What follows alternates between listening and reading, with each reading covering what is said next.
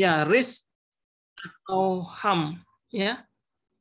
Jadi tentang risiko ataupun bahaya dari suatu tindakan medis ini akan sering kita hadapi dan sering menjadi pertanyaan oleh pasien, ya, ataupun oleh kita sendiri sebagai dokter.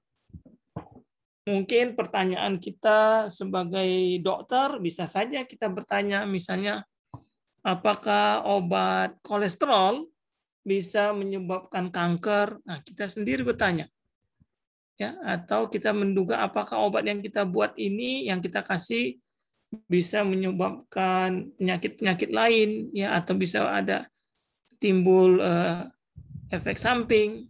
Itu semuanya berkaitan dengan risk atau HAM. Kalau di masyarakat mungkin dalam bentuk sederhana mereka akan tanya, ya, misalnya apakah kalau saya makan kacang bisa jerawatan, gampang ya, itu hal-hal yang biasa. Atau kalau saya tinggal di bawah listrik dengan tegangan tinggi, apakah bisa menyebabkan kanker juga? Atau kalau kita terpapar dengan aluminium bisa menyebabkan demensia, Alzheimer, dan pertanyaan-pertanyaan lainnya.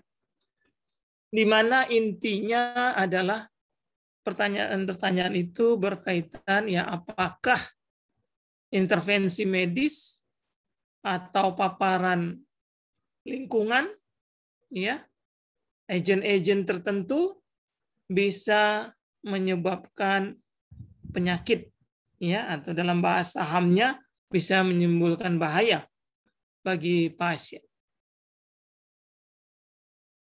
Nah, kita harus tahu dulu secara teori, ya, mungkin sudah ada disinggung sebelum-sebelumnya, ya, pada kuliah prognostik, ya, kalau nggak salah, ya, pada prognostik ada istilah yang kita sebut dengan risk, ya, atau yang mungkin lebih bahasanya lebih lengkap, risk factor, ya, faktor resiko, ya. Tapi ada juga yang mungkin kita sebut dengan namanya prognostik faktor, ya, faktor prognostik. Kalau kita bicara faktor resiko atau risk, ini kita akan bicara pada orang yang pada awalnya adalah yang sehat, ya, orang sehat. Jadi kalau orang sehat bertanya kepada kita, dokter, kalau saya tadi misalnya makan coklat banyak-banyak, bisakah saya kolesterolnya menjadi meningkat, ya, atau bisakah saya mengalami serangan jantung? Namanya risk, ya. Sedangkan prognostik itu kita sebut dia hampir sama dengan risk factor kalau hal tersebut terjadi pada orang yang sudah sakit. Jadi kalau ada orang yang sudah sakit jantung, ya, kemudian dia bertanya, dokter, kalau saya merokok lagi, ya, saya ini bisa sakit jantung lagi atau serangan jantung lagi, atau bisa terjadi stroke kah? Nah, itu namanya kita sebut dia sebagai faktor prognostik. Tetapi di lapangan antara risk factor dengan prognostik factor ini sepertinya sudah timbal balik, ya, bercampur aduk. Bahkan di dalam riset-riset pun, ya, yang seharusnya dia kita sebut prognostic factor sering juga disebut risk factor, ya. Nah, jadi baik prognostic factor maupun risk factor ini boleh kita sebut adalah faktor tertentu atau atribut tertentu yang pada akhirnya akan mempermudah terjadinya suatu penyakit tertentu, ya, mempermudah, meningkatkan, ya, risiko untuk timbulnya suatu penyakit. Nah, untuk timbulnya suatu penyakit, ya, dalam risk factor ini sering kita sebut juga sebagai paparan, ya. Ada paparan, ada pajanan. Pajanan itu bisa dalam waktu yang singkat atau kita sebut dengan single point in time, ya, langsung nampak penyakit yang ditimbulkannya, ya, disease-nya langsung muncul. Jadi contohnya ya kalau terjadi nuklir, ya langsung muncul, ya, orang akan terpapar dan akan menderita penyakit.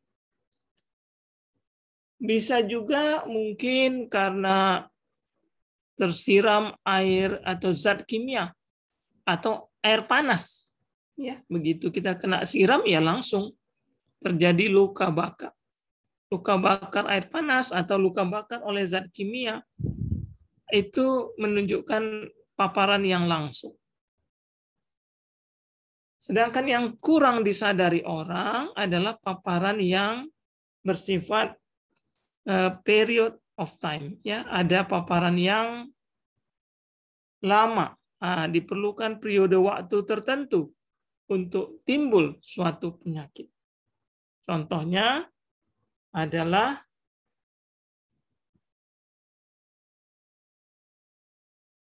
merokok, ya, merokok. Kita tahu nggak akan ada orang yang merokok begitu dia hisap seminggu kemudian timbul langsung kanker, nggak ada, ya. Jadi mungkin perlu waktu yang cukup lama, bisa 10 tahun, 20 tahun, ya. Bahkan mungkin bisa puluhan tahun. Nah, ilustrasinya seperti ini, ya. Jadi ingat, kalau faktor risiko itu kita bercerita kondisi awalnya adalah pada orang yang sehat.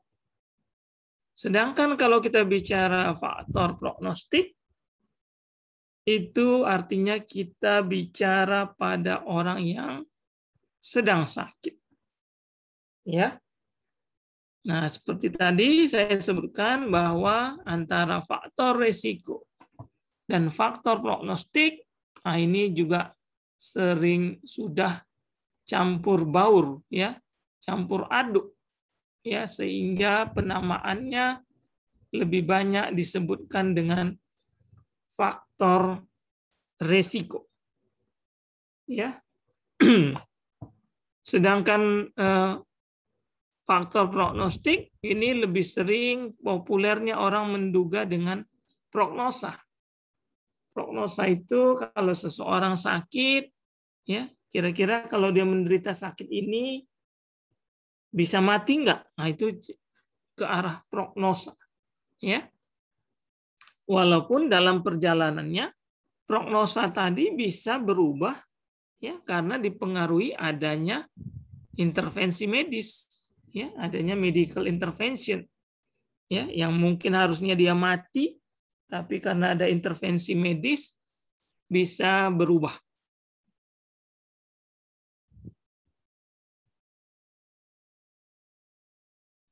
Nah, jadi kalau kita pilah lagi perbedaan antara risiko dengan prognostik, risiko itu sebenarnya adalah event yang probability terjadinya itu rendah.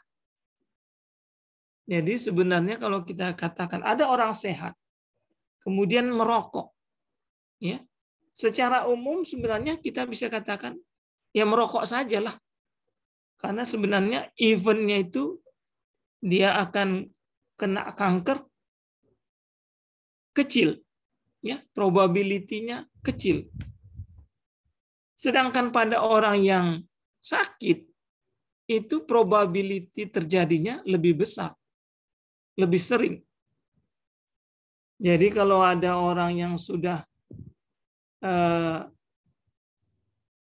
hipertensi, kemudian merokok lagi, ya, ditanyanya, dokter, kalau saya merokok lagi, saya bisa stroke. maka kita bilang iya, kemungkinan besar kamu akan tinggi probabilitasnya akan terjadi stroke. Ya. Nah, meskipun demikian, ya, walaupun kita secara teoritis tahu bahwa probability terjadinya penyakit akibat risk ini, ya kita sebenarnya tak perlu kasih tahu ke orang awam, karena nanti orang awam akan salah persepsi, ya, karena dia merasa dia sehat, oh nggak apa-apa lah, saya merokok saja, ya, karena dia merasa sehat, oh nggak apa-apa lah, saya makan-makan yang berlemak dan seterusnya. Nah, kalau prognosis seperti tadi cenderung event yang paling sering dilihat itu adalah kematian. Ya, kematian. Artinya ini adalah perjalanan akhir dari suatu penyakit. Walaupun bisa juga event yang kita lihat itu bisa berupa komplikasi atau disability ataupun suatu penderitaan. Sedangkan risk, ya, karena dia awalnya tadi sehat, ya, kemudian timbul penyakit. Nah, ini risk ini hanya kita menunjukkan terjadinya suatu penyakit atau onset, ya. Jadi kira-kira kalau Anda merokok, oke, berapa lama Anda merokok sehingga terjadinya kanker paru, ya. Atau kalau misalnya Anda makan konsumsi yang lemak-lemak, kemudian berapa lama menjadi serangan jantung, ya, dan seterusnya.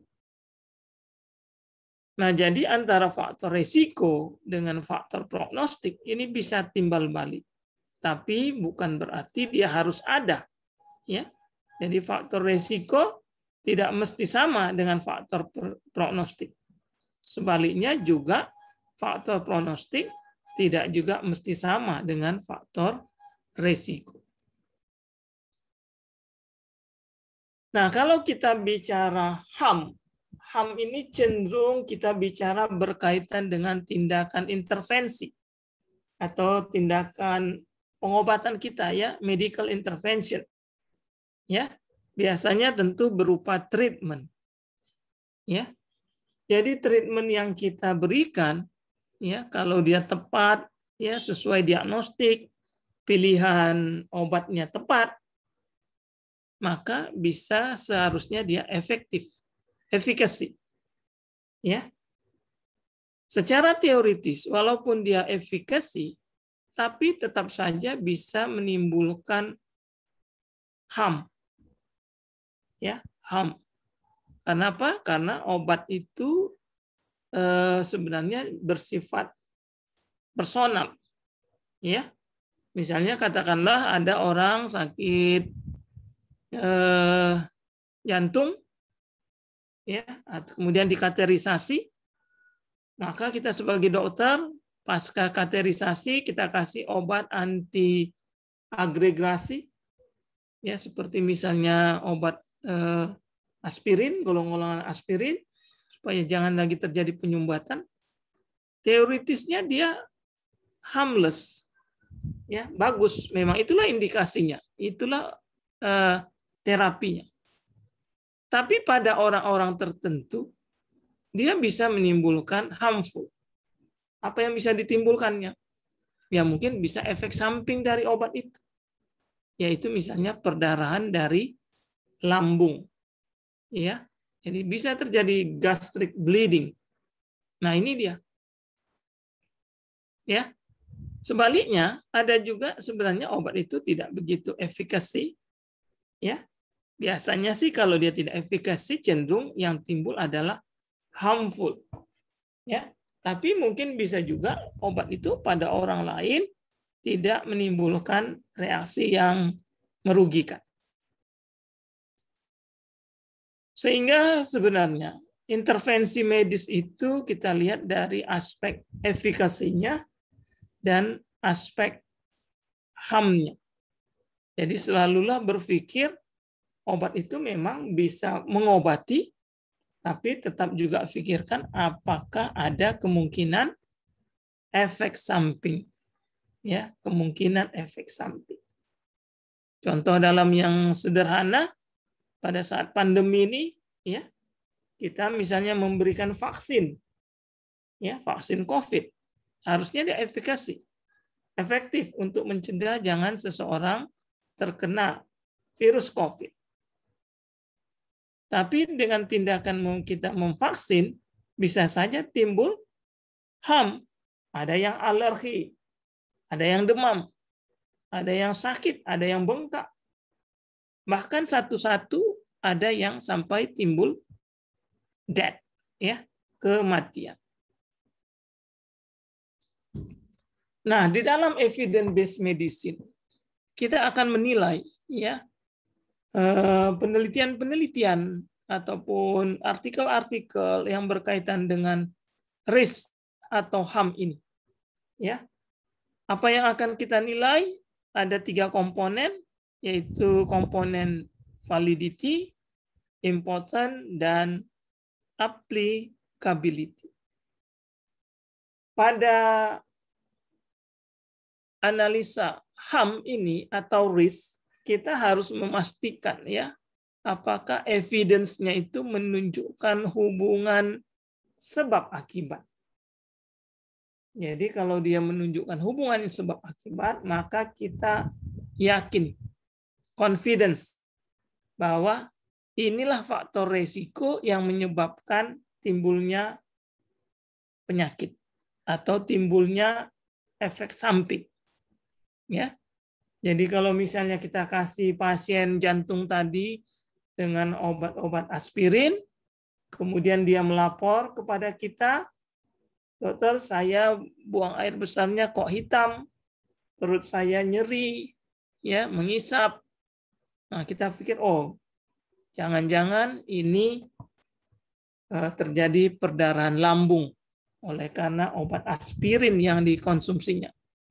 Nah, itu karena kita sudah tahu sebenarnya memang ada cause and effect, ya, relationship. Tapi untuk hal-hal yang belum kita ketahui, inilah yang harus kita analisa, apakah evidence itu menunjukkan cause and effect relationship.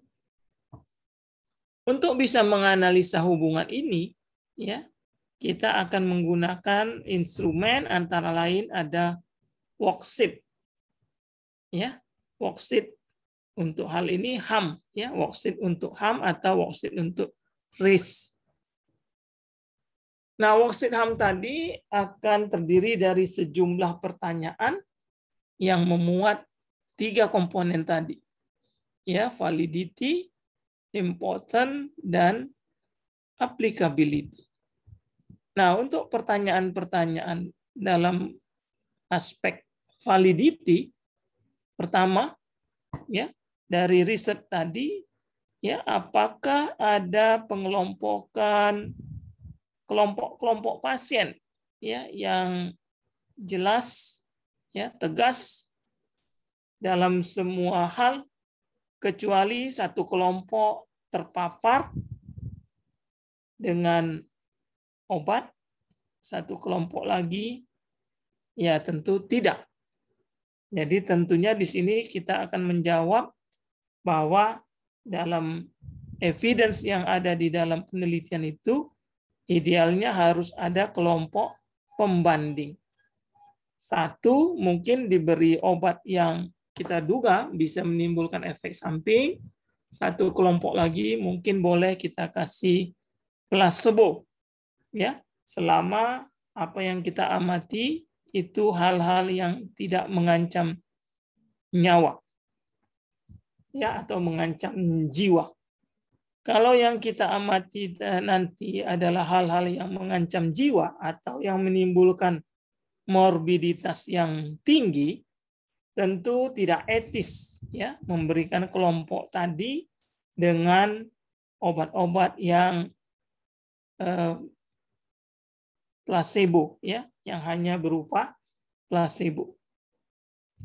Nah, jadi untuk menunjukkan kedua kelompok ini apakah dia setara atau similar, ya, ini bisa dilakukan dengan randomisasi.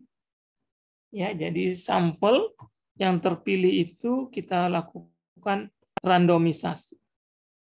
Ya, artinya randomisasi ini akan menentukan mana kelompok yang akan dapat obat A, katakanlah seperti itu, dan mana yang akan dapat obat B.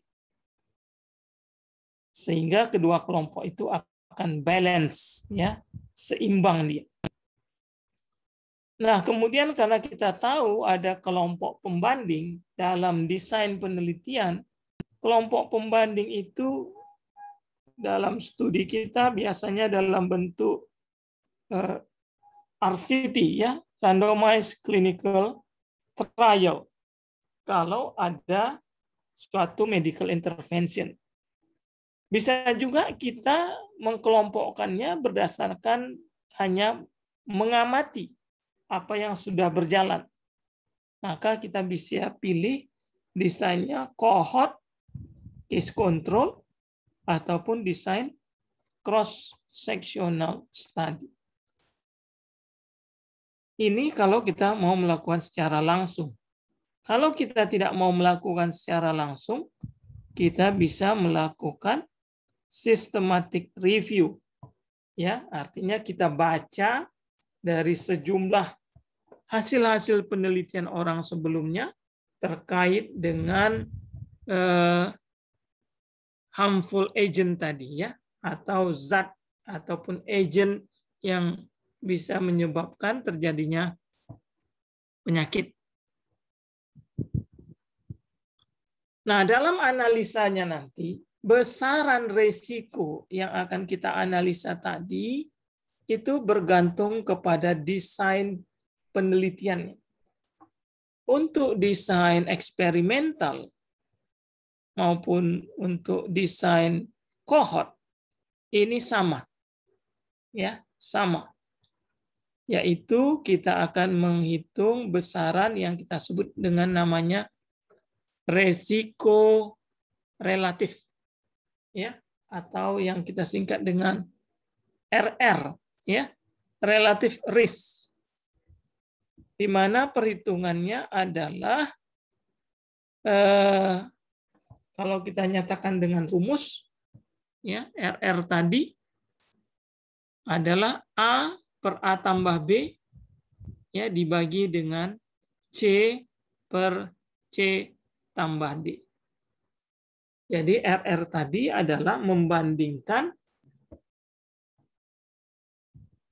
proporsi kejadian penyakit pada kelompok yang berisiko dibanding dengan proporsi terjadinya penyakit pada kelompok yang tidak mempunyai faktor risiko atau kelompok yang tidak terpapar. Demikian juga seterusnya, tentu karena sudah belajar di metodologi, ya, kalau enggak cek lagi, ada yang kita sebut besarannya odds ratio, ya, kalau desain studinya case control, dan prevalence ratio kalau desain studinya cross sectional. Kemudian pertanyaan berikutnya, ya, apakah treatment atau intervensi, ya, atau perlakuan ataupun paparan tadi, ya, dan clinical outcome yang dinilai itu sama caranya di kedua kelompok. Dengan kata lain, si pemeriksa sebaiknya di blind, ya, di blind. Artinya tidak mengetahui dia yang diperiksanya ini apakah kelompok yang dapat obat A atau kelompok yang dapat obat B. Nah, itu dia blind. Artinya si pemeriksa akan melakukan secara objektif, ya, terhadap outcome yang dinilainya. Nah, jadi kalau kita nyatakan studi kita itu tidak blind, ya, maka cenderung si pemeriksa itu akan lebih agresif, ya, untuk menemukan adanya kelainan-kelainan ya pada kelompok yang terpapar. Kemudian pertanyaan yang ketiga berkaitan dengan validity adalah apakah follow up ya atau pengamatan dalam penelitian itu cukup ya dari segi waktu dan cukup dari segi jumlah sampel yang diamati. Jadi istilahnya apakah dia long and complete ya.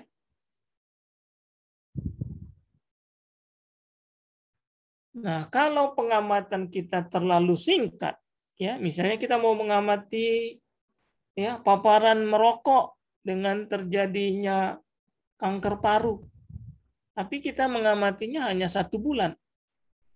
Nah, ini berarti nggak bisa kita percaya.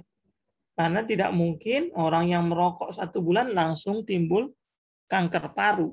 Ya, karena kita tahu bahwa itu perlu period of time. Ya, jadi ada periode waktu yang cukup panjang. Kemudian kalau orang-orang atau responden yang kita amati dalam perjalanannya banyak mengundurkan diri ya atau tidak bersedia lagi dinilai ya, nah ini artinya lebih dari 20% loss, maka kita kalau membaca ada jurnal seperti itu ya juga tidak layak kita percaya. Dengan kata lain tidak valid.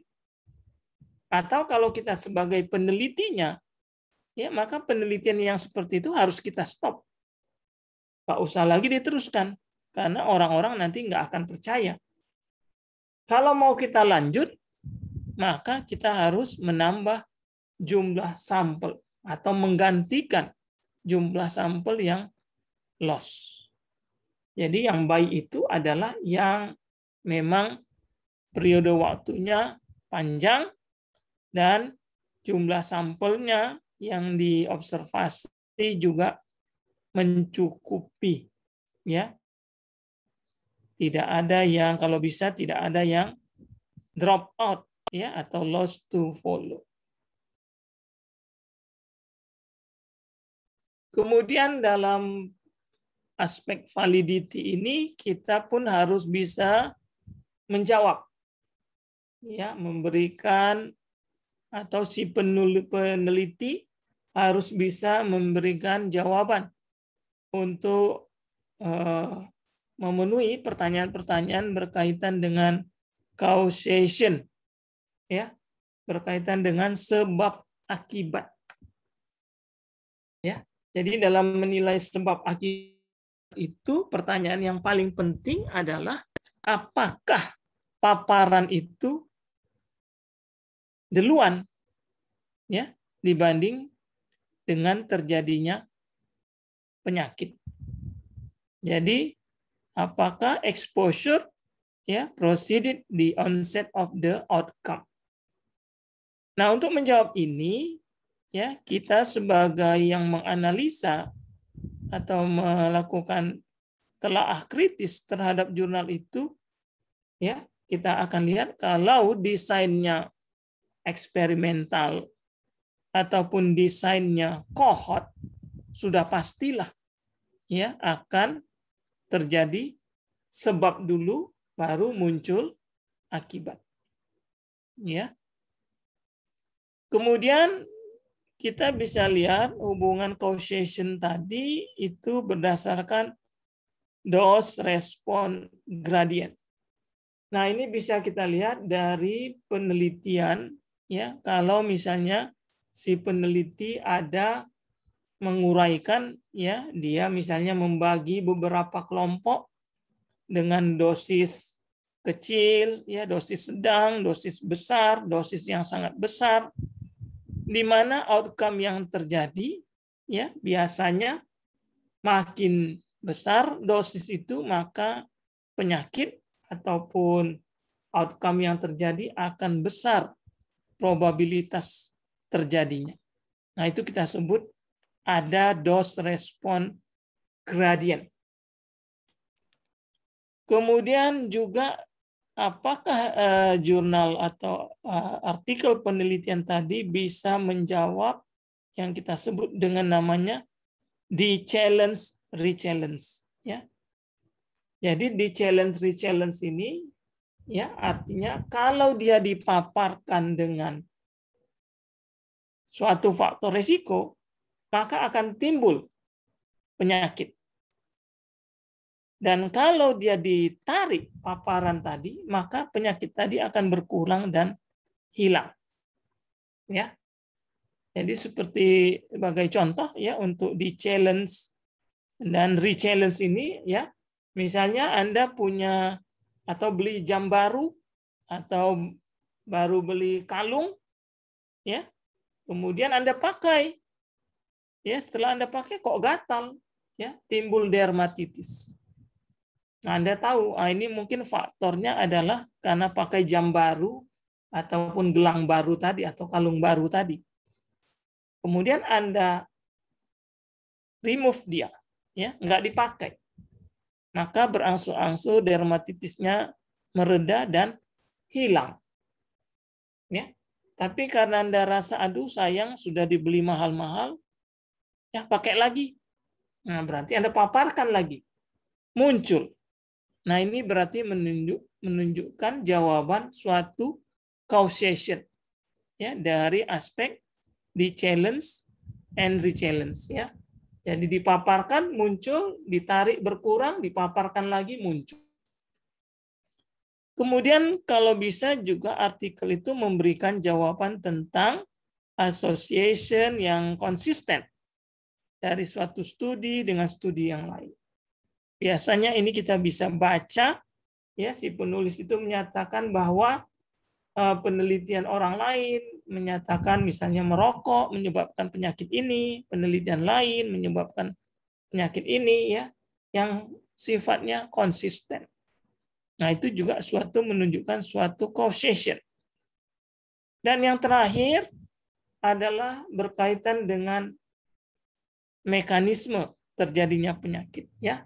Adakah dijelaskan ya di mana penjelasannya itu make sense enggak ya, masuk akal enggak ya. Jadi kalau misalnya ada suatu penelitian hubungan merokok dengan kanker paru ya, artinya enggak usah orang intelek ya, orang yang peneliti dalam bidang itu pun secara orang awam pun tahu, karena merokok itu ya dihisap ya masuk ke saluran paru, ya tentulah dia akan menimbulkan sesuatu di paru tadi.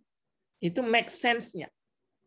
Tapi kalau misalnya Anda buat suatu penelitian, ya Anda menyatakan ada hubungan merokok dengan kanker pada ibu jari kaki. Nah, ini mungkin akan jadi pertanyaan orang. Ya, bagaimana merokok bisa sampai ke kanker ibu jari kaki ya, ibu jari lagi ya. Kayaknya jauh kali ya gitu. Nah, ini kalau memang ada, Anda harus mesti bisa menjelaskannya. Ya. Anda harus punya argumen supaya make sense. Ya, supaya masuk akal. Ya. Mana tahu Anda baca satu referensi ya. Misalnya di ibu jari kaki itu ternyata ada reseptor untuk kanker yang berasal dari asap rokok. Ya, asap rokok yang karsinogenik. Nah, kalau ada argumentasi seperti itu, nah itu mungkin bisa make sense. Oh iya ya. Ya, memang dia asapnya enggak langsung ke kaki ya, tapi dia masuk ke dalam sirkulasi darah, kemudian di darah karena ada reseptor yang spesifik untuk zat karsinogenik dari asap rokok ini, yaitu di ibu jari kaki, oh maka bisalah terjadi kanker di situ. Nah, itu yang disebut dengan namanya make sense ya. Tentu dalam hal ini adalah kalau dalam bahasa kedokterannya kita sebut sebagai patofisiologinya ya. Bagaimana patofisiologi terjadinya suatu penyakit. Nah, itulah pertanyaan yang harus dijawab terkait dengan validity. Kemudian kita masuk untuk aspek important, ya. Nah, untuk penilaian important, ya, kita akan menilai pertama magnitude, ya, besaran dari asosiasi tadi. Jadi important ini terkait dengan perhitungan-perhitungan. Jadi perhitungan-perhitungan tadi seperti di awal tergantung desainnya. Ada relative risk, ada odds ratio, ada prevalence ratio. Ya. Jadi bergantung desainnya. Nah, tentu desain yang nilai studinya yang kuat adalah desain RCT atau cohort. Nah, berarti kita tahu besaran risiko relatif itu kalau ada dua penelitian yang sejenis, satu penelitian dilakukan dengan cohort, satu penelitian dilakukan dengan desain cross-seksional, tentu kita akan lebih percaya pada desain yang dilakukan secara cohort, karena nilai studinya akan lebih tinggi. Seperti contoh di slide ini, kita bisa hitung misalnya paparan dari suatu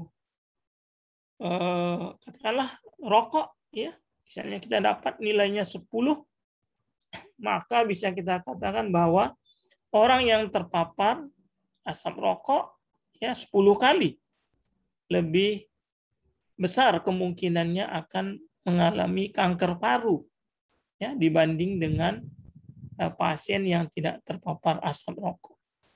Atau kalau ini misalnya bicara tentang obat ya seperti tadi, misalnya pasien jantung yang mendapat obat aspirin ya akan mengalami resiko 10 kali mengalami gastric bleeding ya atau perdarahan lambung ya dibanding pasien yang tidak dapat obat aspirin atau dibanding dengan pasien yang dapat obat aspirin tapi diberikan obat antisipasi untuk obat melindungi lambungnya ya. Nah, itu dia. Jadi lihat lagi desain-desainnya dan cara perhitungannya, cohort atau case control ya untuk rumusnya ya, odds ratio seperti ini.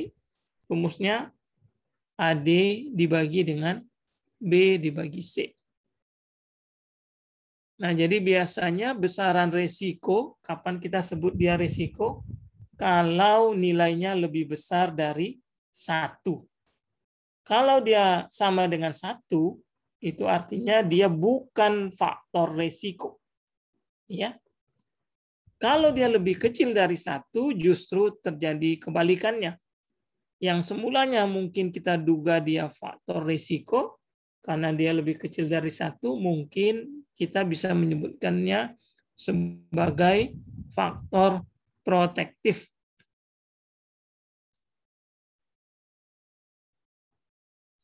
Nah, supaya dia punya makna ya dalam evidence based medicine ini, ya kalau dia relative risk, ya itu akan punya makna kalau dia lebih dari 3.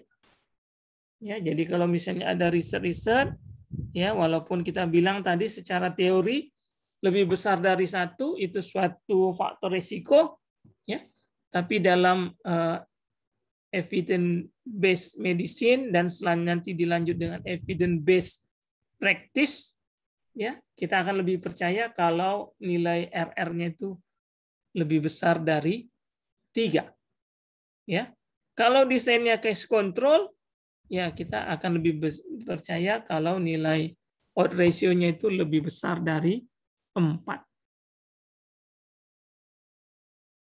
Selain besaran resiko tadi, ya baik RR, OR ataupun PR, ya di dalam menilai HAM sama seperti kita belajar terapi, ada yang kita sebut dengan number needed to treat.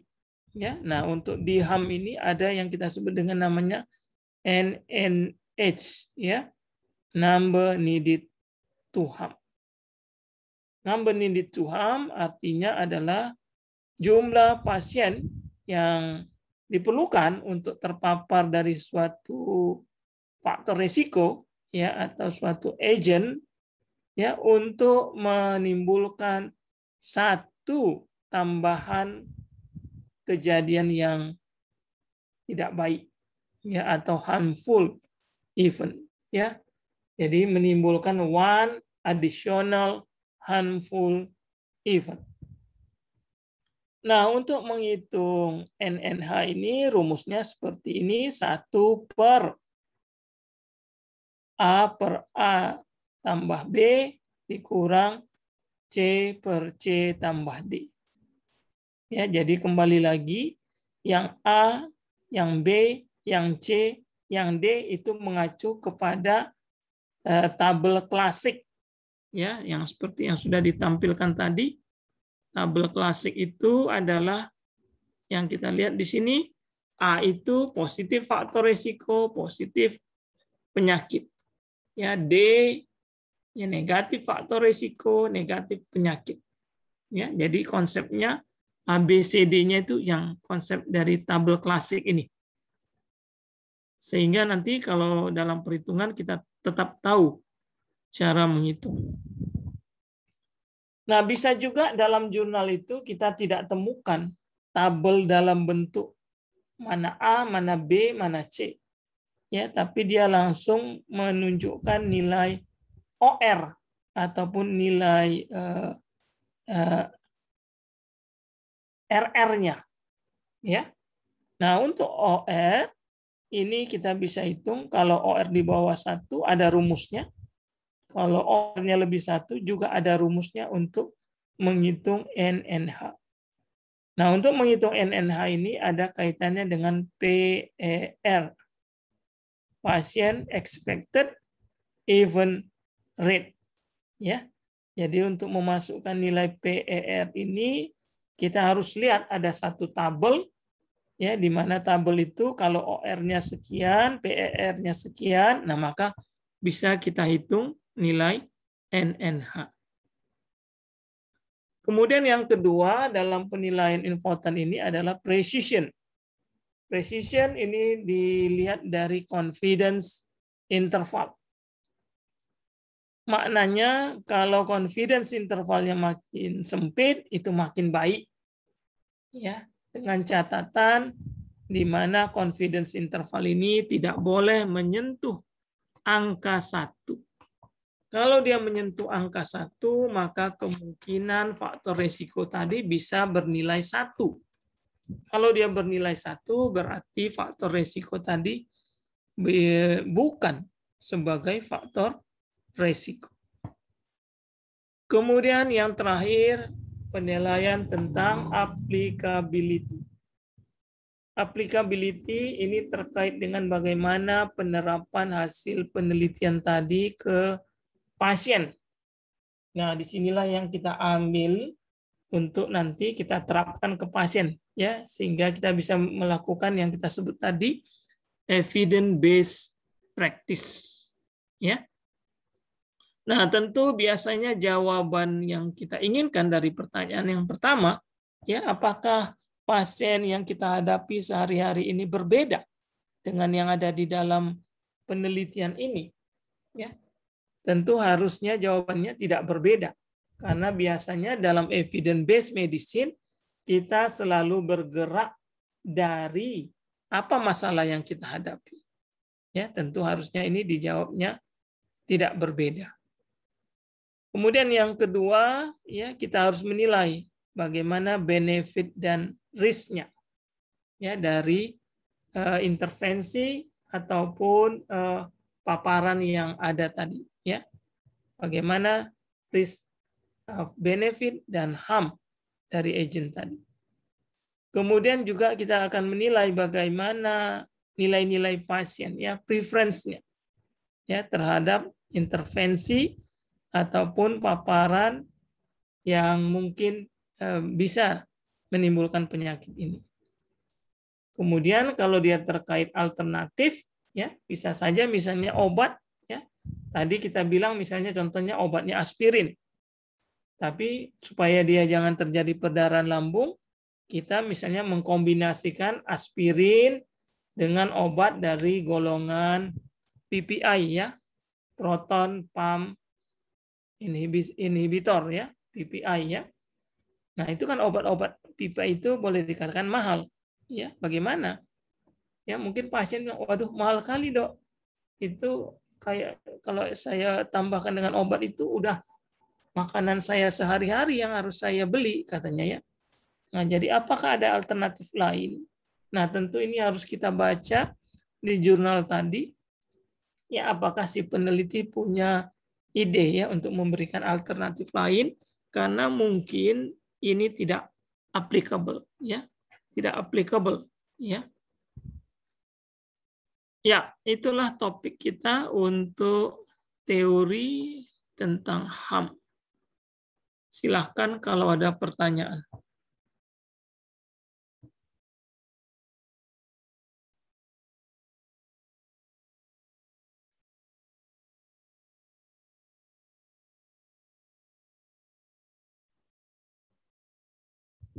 Ada pertanyaan? Silahkan.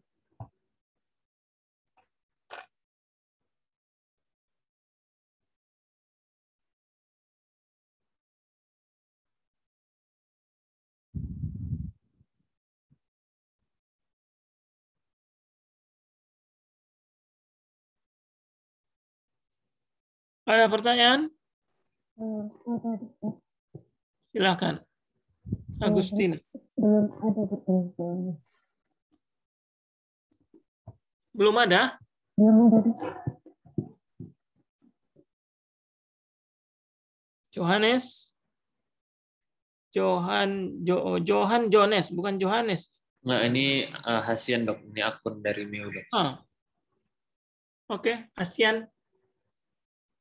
Kayaknya cuman kamu aja yang kuliah ini, yang lain nggak ada.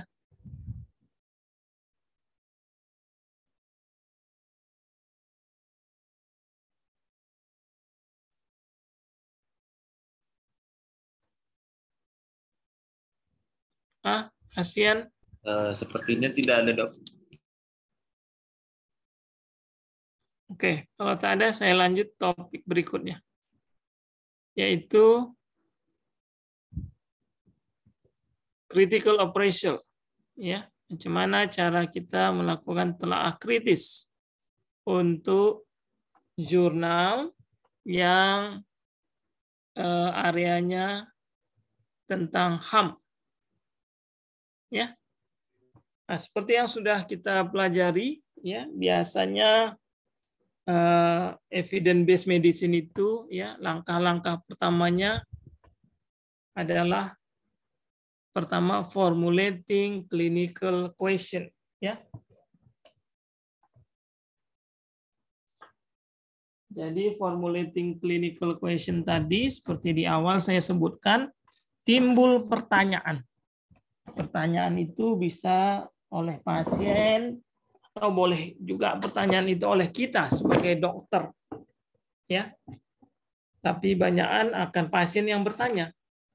Kita yang harus menjawab dengan benar ya. Dengan benar itu bukan asal jawab tapi ada berdasarkan referensi ya, ada evidence-nya. Ya, misal contoh seperti ini. Ya, mungkin pasien bertanya, "Dokter, anak saya kalau minum es krim sakit kepala dia, dokter. Apa benar es krim ini menyebabkan sakit kepala?" Kan begitu. Ya, jadi pertanyaan sederhana, es krim sakit kepala ya. Kita nggak akan bisa jawab yang kayaknya iyalah Bu, gitu ya. Itu kurang ilmiah. Ya. Jadi harus kita jawab dengan menurut evidence ya dari penelitian-penelitian yang ada, gitu harus ya. Atau Bu, berdasarkan penelitian yang ada, memang es krim itu bisa menyebabkan sakit kepala. Itu baru orang yakin ya. Tapi tentunya itu harus kita punya kita sudah baca dulu ya. Kalau kita nggak baca, oh iya ya Bu, kurang tahu juga saya ya. Tapi boleh juga, oke Bu, nanti saya cari referensinya. Bagaimana dia, berapa besar risikonya Bu. Nah, itu boleh juga. Ya, karena kita tahu ilmu kedokteran ini sangat luas. Tidak semuanya bisa kita kuasai, ya. Nah, jadi seperti contoh ini, maka langkah kita, ya, tadi saya sebut langkah pertama adalah formulating clinical question. Sudah, ya, memformulasikan pertanyaan klinis. Langkah yang kedua adalah search the evidence, mencari evidence. Mencari evidence-nya yaitu kita lakukan literature searching. Kita cari, ya, sedemikian rupa sehingga oke. Anggaplah kita dapat jurnal. Nah, inilah jurnalnya. Dapatlah kita jurnal. Ya. Jadi kelihatannya sepele kali ya, masalah es krim aja kok diteliti-teliti. Ternyata ada. Ya. Jadi studinya disebut dengan Ice Age. Es krim evok, ya. Es krim memicu terjadinya sakit kepala. Ya, studi. Studi yang meneliti tentang es krim yang memicu terjadinya sakit kepala. Nah, studi ini kalau kita lihat judulnya suatu randomized trial, trust RCT. Ya. Nah, jadi di sini dia si peneliti, ya, es krim itu dilihatnya dari segi pola makan. Ya, apakah dia pola makannya cepat-cepat kira-kira gitu dibandingkan dengan makan es krim pelan-pelan, ya, santai-santai, ya. Jadi kayak orang atau anak-anak lah kita sebut makan es krim, ya, sikit-sikit, ya, supaya panjang dan lama sampai titik-titik terakhir, ya. Nah, itulah kira-kira seperti itu.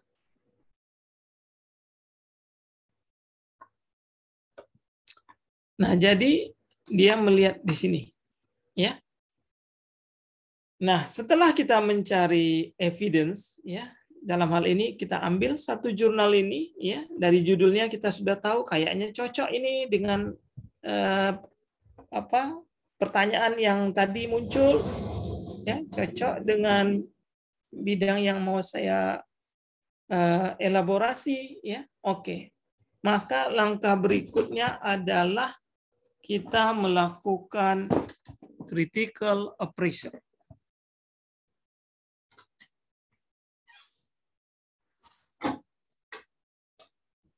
Nah, critical appraisal yang kita lakukan, nah itulah yang kita pelajari tadi. Itu tidak akan bisa langsung terjun, ya. Tentu harus kita baca dulu jurnalnya, kemudian kita buatlah resume. Nah, seperti ini. Ya. Jadi dari jurnalnya tadi, nah inilah resumenya. Ini sudah saya resumekan. Bahwa pada jurnal ini tujuan penelitiannya adalah untuk membandingkan, ya, efek regimen, ya, atau pola makan es krim. Ya, tadi di judul sudah disebut ada yang cepat-cepat dan ada yang pelan-pelan, ya, secara berhati-hati minum es krim dengan terjadinya sakit kepala. Kemudian kita lihat desainnya apa? Randomized trial. Berarti ada intervensi.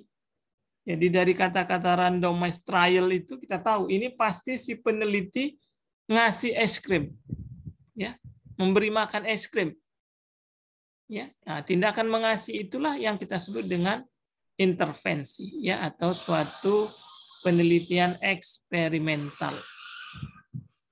Si peneliti sudah menghitung berapa sampelnya. Ternyata dia hitung sedemikian rupa dapatlah 71 sampel untuk tiap grup. Artinya si peneliti ini harus keluar duit lah, ya, untuk membeli es krim sebanyak 71 kali 2. Karena orang yang akan diberikan itu. Nah, yang menjadi sampelnya ini sebenarnya adalah murid sekolah, ya, pelajar.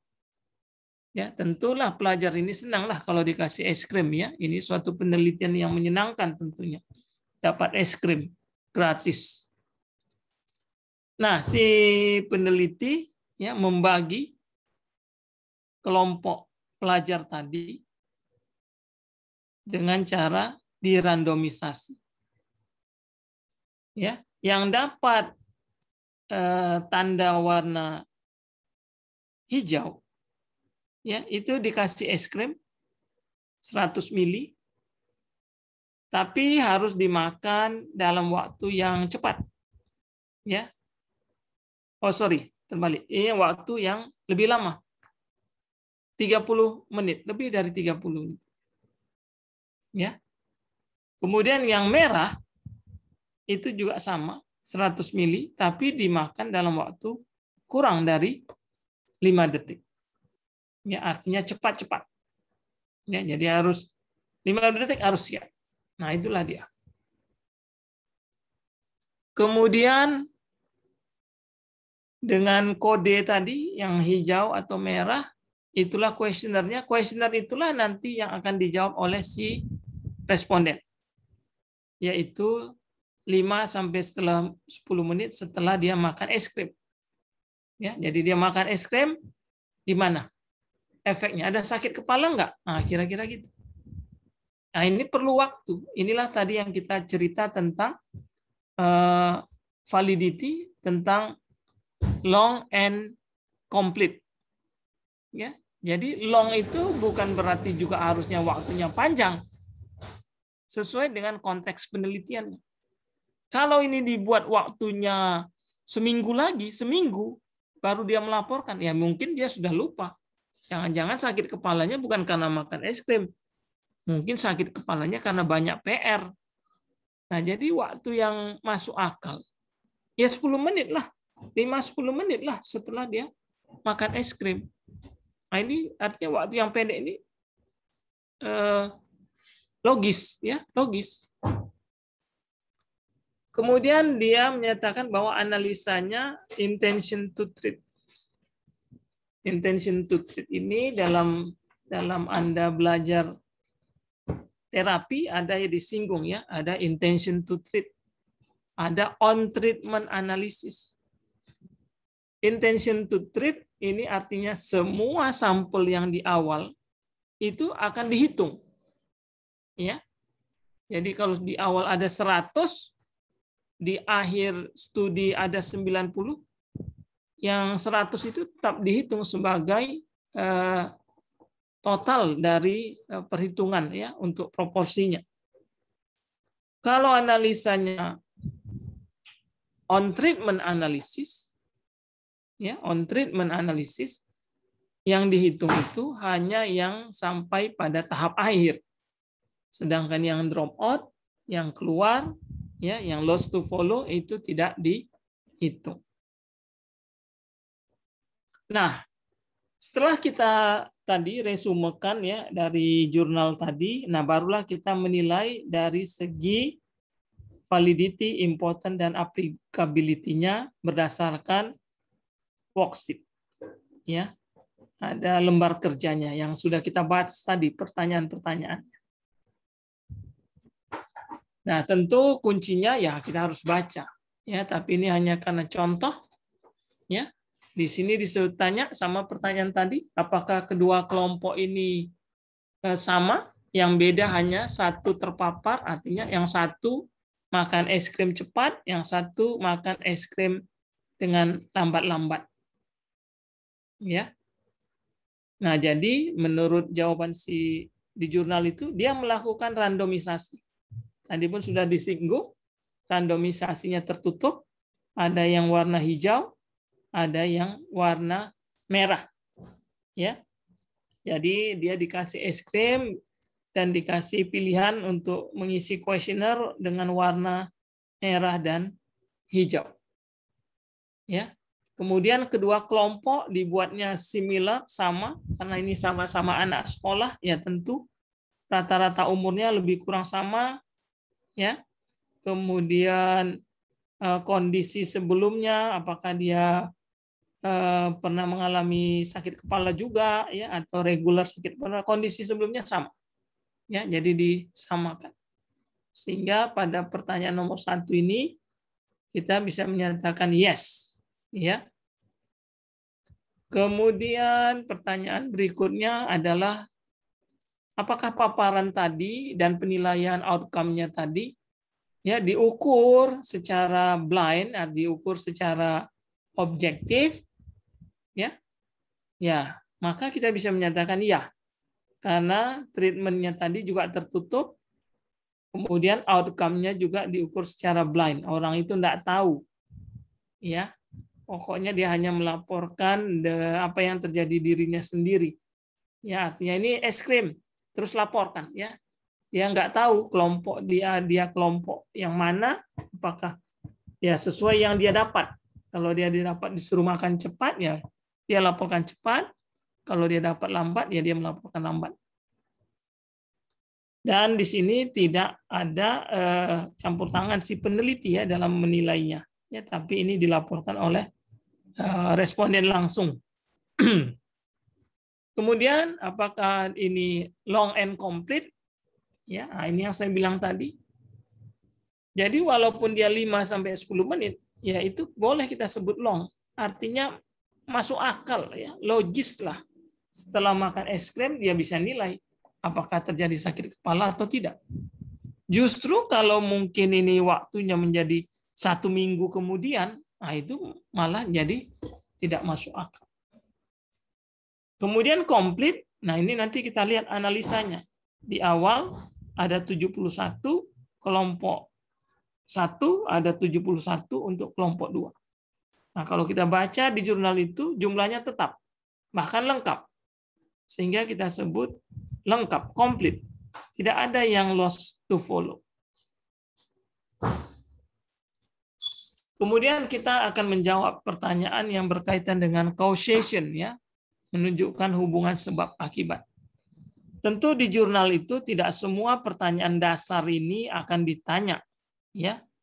Misalnya dose respon gradient, yang nggak ada lah, karena dia hanya memberi satu macam dosis, artinya tadi 100 mili semuanya sama, ya, tidak ada misalnya oh ini 10 mili, ini 50, ini 100, ini 200 mili, ya ini 500 mili, nggak ada, jadi tidak perlu dijawab, ya. Tapi yang bisa kita jawab karena ini adalah suatu penelitian prospektif, ya, randomized trial, ya, udah pasti exposure, ya, artinya terpapar dulu baru muncul headache, ya. Nah ini dia. Jadi yang pertama terpenuhi, ya. Di challenge re-challenge nggak ada. Konsisten from studies to study, nah ini kita baca. Ya, kita baca di jurnal itu. Ya, apakah ada orang lain yang meneliti kalau minum es kira-kira juga menimbulkan sakit kepala? Ya, kalau ada, ya kita sebut yes. Nah, kemudian apakah make sense? Nah, ini Anda baca nanti ya. Make sense ini ada patofisiologi. Ya, jadi kalau saya uraikan, si penulis menyatakan bahwa minum atau makan es krim tadi ya cepat-cepat ya ini akan menyebabkan vasokonstriksi dari pembuluh darah di rongga mulut ya sehingga aliran darah ke otak juga akan berkurang. Aliran darah otak berkurang berarti suplai oksigen berkurang. Maka timbullah headache. Ya, nah itu dia namanya biological sense-nya ya atau patofisiologinya. Sebaliknya orang yang minum es krim pelan-pelan ya, maka pembuluh darahnya tidak serta-merta segera ya vasokonstriksi, tapi justru pembuluh darahnya bisa beradaptasi ya dengan suhu dari es krim itu sehingga dia tidak mengalami vasokonstriksi dan tentu tidak mengalami headache. Ya. Nah, jadi kita bisa jawab ini yes, ya. Kemudian kita nilai tentang important, ya, berapa besar. Ya. Nah, important tadi magnitude-nya dulu. Magnitude-nya itu RR-nya atau kita nilai NNH-nya. Untuk itu maka kita akan lihat dari jurnalnya ya. Kalau dia ada disajikan tabel seperti ini jurnalnya, kita lihat, tinggal kita hitung. Ya, ini kelompok yang makan cepat-cepat, ini yang berhati-hati atau pelan-pelan, angkanya seperti ini. Mengalami sakit kepala, tidak sakit kepala, sakit kepala, yang sebelahnya ini yang tidak sakit kepala. Kita hitung sedemikian rupa. Ya, karena desainnya adalah clinical trial, ya, maka besaran risikonya kita sebut dengan relative risk. Kita hitung sedemikian rupa sehingga nilainya adalah RR-nya 2,2. Tentu ini harus kita terjemahkan, artinya apa? Orang yang minum es krim cepat-cepat, ya, kurang dari 5 detik tadi, maka risiko akan mengalami sakit kepala adalah sebesar 2,2 kali dibanding orang yang makan es krim dengan pola yang pelan-pelan, ya, atau hati-hati. Ya, nah itu kalau berdasarkan magnitud. Kemudian kita harus lihat juga berdasarkan NNH, ya, besaran NNH. Ya, kalau kita hitung, ya, sesuai dengan rumus tadi, karena kita bisa tahu ada ABCD-nya, ya, kita hitung sedemikian rupa, kita dapat NNH-nya 7. Apa artinya 7? Artinya diperlukan 7 orang yang mengkonsumsi es krim cepat-cepat untuk menimbulkan 1 tambahan terjadinya sakit kepala. Nah, itulah makna NNH. Dengan kata lain, ya, makin kecil NNH ini, ya, berarti dia makin berisiko, ya, untuk terjadinya sakit kepala. Kemudian kita akan nilai confidence interval. Confidence interval ini seperti yang saya sebutkan tadi, makin kecil makin baik. Nah, kita lihat di sini confidence intervalnya bagus, kecil, ya, antara 1,93 sampai 2,45. Ya, kecil. Dan nilai confidence ini tidak menyentuh angka 1. Ya, artinya sudah lewat dari 1, ya. Jadi 1,93. Ya, sehingga kita akan lebih yakin bahwa nilai confidence-nya tadi 2,2 atau 2,19 kalau kita hitung dengan pakai CADMaker. Oleh karena itu, Anda semua harus download CADMaker, karena tanpa menggunakan CADMaker kita agak sulit menghitung secara manual besaran confidence interval ini. Maka kita gunakanlah CADMaker supaya kita tahu besaran confidence interval ini. Nah, tapi kalau kita kaji tadi di dalam evidence teorinya tadi, ya, karena ini adalah RR2, secara umum sebenarnya ini kurang impress, ya, kurang bermakna. Ya, tadi kita tahu RR itu akan lebih bermakna kalau nilai RR-nya lebih besar dari 3. Ya, lebih besar dari itu baru impress. Ya, ini ya sekedar ya bisa terjadi. Ya, tapi tidak begitu menyolok, kira-kira begitulah.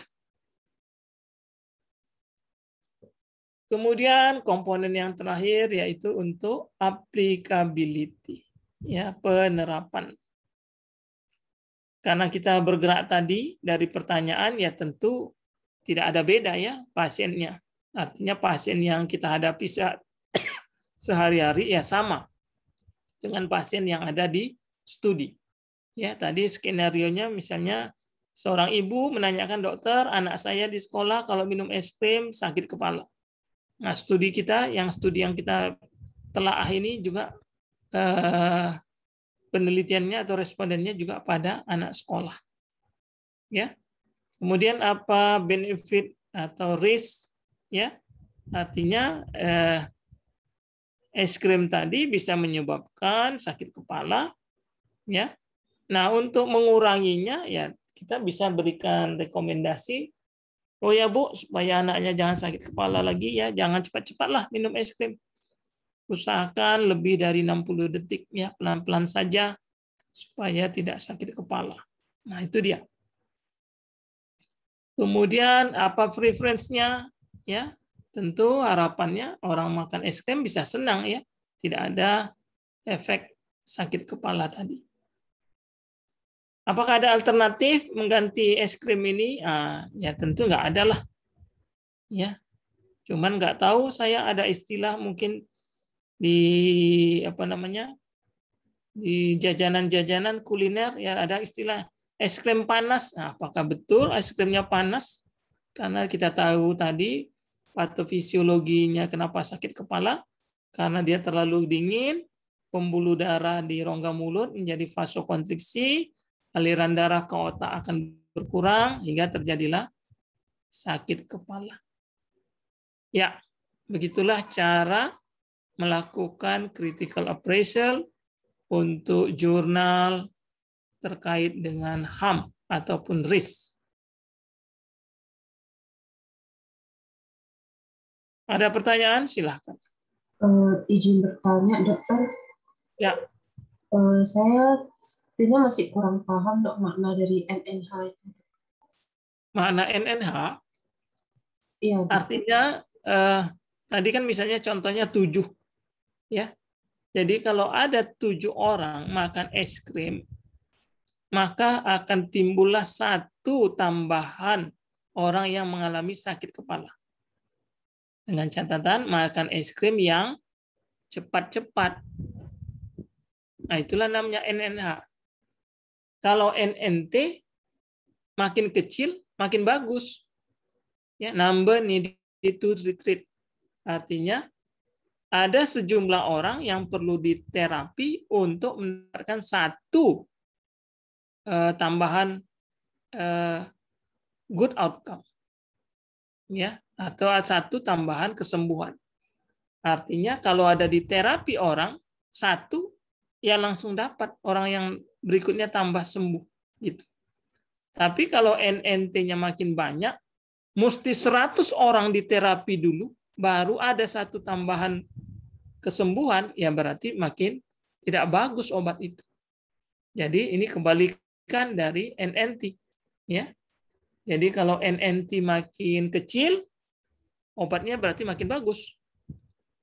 Kalau NNH makin kecil, berarti obat itu makin beresiko, makin HAM. Ya. Jadi ibaratnya kalau kita sederhanakan lagi, ya, dikasih orang misalnya 1 pasien dikasih aspirin, langsung 1 orang lagi akan mendapat perdarahan lambung. Nah, berarti NNH-nya itu makin kecil dan tentu akan menimbulkan resiko yang makin buruk ya bagi pasien. Nah, itu dia maknanya NNH. Berarti dok seperti di antara 7 orang yang makan es krim berarti 1 orang yang kemungkinan tuh sakit kepala ya dok? Ya. Tapi bahasanya bukan di antara 7 itu sakit kepala. Akan tambah, ada 1 tambahan. Jadi sebenarnya 1 tambahan itu misalnya kita nggak tahu ya, misalnya 7. Bisa saja dari 7 ini katakanlah misalnya 2 sakit kepala. Tapi karena dia NNH-nya tadi kita dapatkan seperti itu, akan dapat 1 tambahan lagi. Karena bahasanya adalah 1 additional bad outcome. Begitu.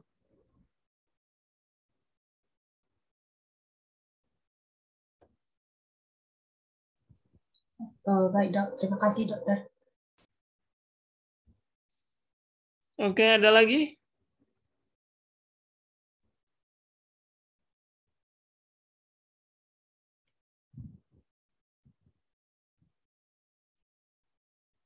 Izin bertanya dokter. Ya, silakan. Nama saya Anastasia dok. Izin bertanya. Tadi yang terkait dengan perbedaan daripada pasien itu dok, kan karena tadi anak-anak yang diteliti dokter katakan bahwa tidak terlalu berbeda. Tapi untuk ras yang berbeda, dari negara yang berbeda, apakah itu berpengaruh ya dok untuk pertimbangan kesamaan atau perbedaannya gitu dok? Atau sejauh mana yang bisa mempengaruhi dari critical appraisal kita? Perbedaan yang seperti apa dok? Ya, bisa saja ya. Tapi saya rasa untuk terkait dengan makan es krim, ya ras ini tentu mungkin tidaklah ya, makanya kita mesti tahu tadi kaitannya dengan patofisiologinya tadi. Jadi menurut saya di dalam konteks ini berkaitan dengan sebenarnya ya anatomi lah ya. Artinya kalau orang dewasa mungkin pembuluh darahnya sudah banyak gitu kan dibanding mungkin anak-anak, pembuluh darahnya kecil. Kemudian kalau dikasih es krim ya vasokonstriksi dia ya suplai darahnya akan kurang. Nah, jadi ini mungkin makanya di dalam penelitian ini tidak disinggung apakah ini dari ras yang mana ya. Tapi kalau kita punya argumentasi ras itu bisa ras ini karena begini.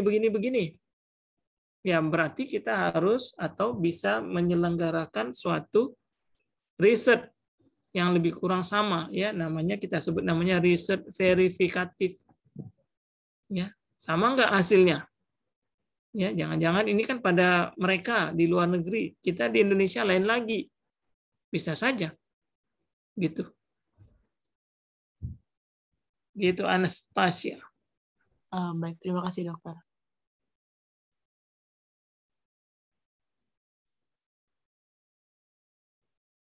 Ada lagi?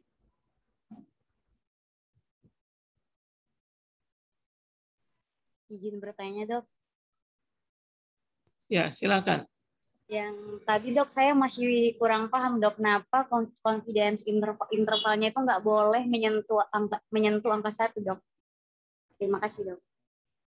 Kalau confidence intervalnya menyentuh angka 1, berarti artinya ketika kita mengeneralkan di populasi, ada kemungkinan 1. Ya, ada kemungkinan 1 berarti resiko itu tidak berbeda antara orang yang terpapar dengan orang yang tidak terpapar. Jadi dia harus lewat dari 1. Jadi kalau tadi saya sebut misalnya confidence intervalnya tadi 1,9, berarti kemungkinan terkecil adalah 1,9. Kemungkinan terbesar 2, sekian. Jadi resiko yang kita dapatkan di awal itu sebenarnya boleh dikatakan resiko rata-rata lah. Sedangkan confidence interval itu resiko terendah sampai resiko tertinggi. Paham? Paham dok. Terima kasih. Jadi begini, kalau misalnya kita hitung ya, RR-nya misalnya kita dapat 2, ya kan? Kemudian kita hitung confidence intervalnya 0,5 sampai 4. Berarti kan angka 1 masuk di situ kan? Iya dok. Nah, berarti kemungkinan di populasi ada orang yang makan es krim, kita anggaplah contohnya makan es krim, dia 0,5.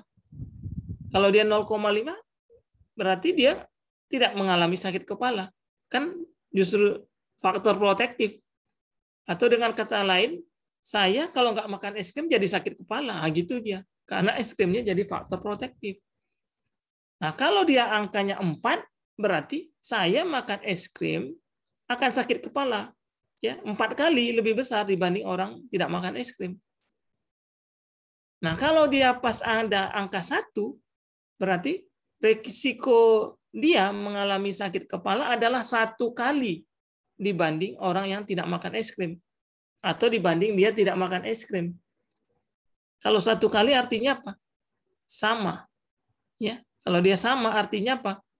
Nah, dalam konteks misalnya confidence 0,5 sampai 4, itu interpretasinya adalah kita tidak bisa memastikan ya apakah faktor risiko yang kita duga tadi di awal benar sebagai faktor risiko atau dia justru sebagai faktor protektif. Faktor protektifnya apa? Ada nilai 0,5 tadi. Faktor risikonya apa? Ya angka 4 tadi. Tidak sebagai faktor apa? Ya angka 1. Nah, gitulah. Jadi usahakan kalau kita menduga sesuatu sebagai faktor resiko, harusnya RR-nya lebih besar dari 1 dan confidence intervalnya tidak menyentuh angka 1. Gitu. Baik, Dok. Terima kasih, Dok. Ya. Yang lain?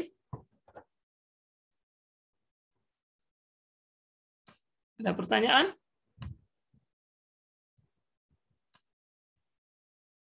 Oke.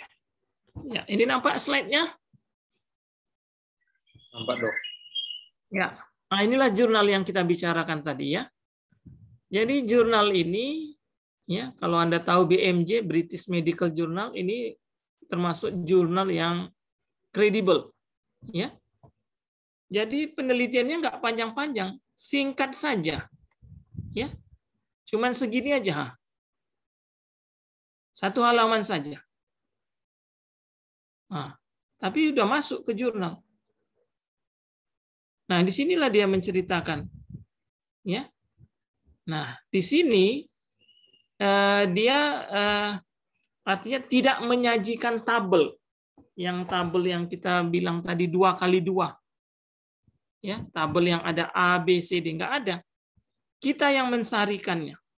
Ya, artinya kita mensarikannya supaya kita bisa hitung RR-nya dan bisa kita hitung NNH-nya. Nah, di sini dia sebutkan, lihat ini. Ini hasil hitungan dia ya, RR 2,2, confidence intervalnya ini, NNT-nya sekian. Ya. Nah, jadi dia apa namanya? Dari studi ini kita yang harus membaca. Dari 73 student ya. Ya. 20 berarti 20. Ya, 20. Berarti kalau yang ini yang di kelompok yang cepat-cepat tadi ada 20 mengalami sakit kepala. Ada 20. Sedangkan yang kelompok yang pelan-pelan itu dari 72 ada 9. Ya. Jadi perhitungan dia tadi di awal sebenarnya sampelnya 71. Jadi perhitungan sampel 71 ini dalam hitungan statistik itu adalah sampel minimal. Ternyata di lapangan bertambah. Ya, untuk kelompok yang cautious ya, ini nambah 1, yang accelerated ini malah nambah 2. Ya namanya di sekolah mungkin anak-anak, oh saya mau juga lah ya, ada es krim gratis ya, nambah dia. Nah jadi di sini nggak ada nampak tabel itu. Ya jadi kita baca, kemudian kita buat tabel, kita hitung cocok nggak, sesuai nggak dengan yang dikemukakan si peneliti dalam perhitungannya. Ya jadi kalau kita balik lagi ke artikel ke slide kita.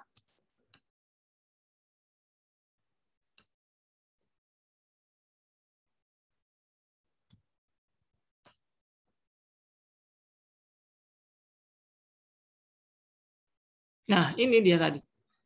Nggak ada itu disajikannya. Tapi dari narasinya, dari 73 katanya tadi kan, 20 yang mengalami headache. Dari 72, dari kelompok cautious, yang hati-hati atau pelan-pelan, ada 9. Ya, tentu ini bisa kita isi. 53, 63 jumlahnya. Kemudian kita hitung. Cocok. Ya, perhitungan kita dengan perhitungan dia benar. 2,2. Ya.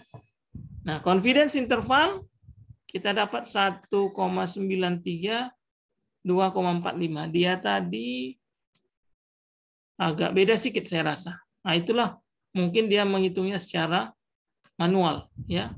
Atau mungkin pakai software lain karena itu biasanya berkaitan dengan desimal-desimal. Ya. Nah, dia lihat sini. Confidence-nya 1,03. Kita tadi 1,93. ya sedikit berbeda. Tapi di sini kita menunjukkan bahwa confidence intervalnya sudah lewat angka 1. Ya, 1, sekian. Ya. Oke. Begitulah untuk topik kita. Ada pertanyaan sebelum kita tutup?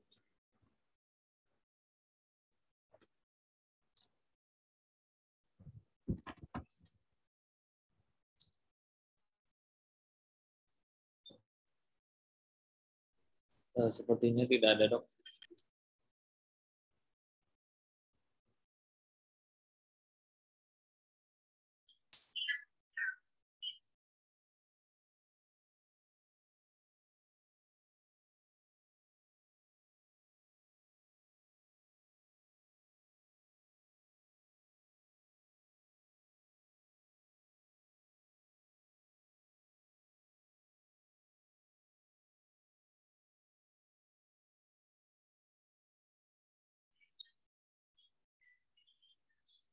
Sepertinya tidak ada lagi.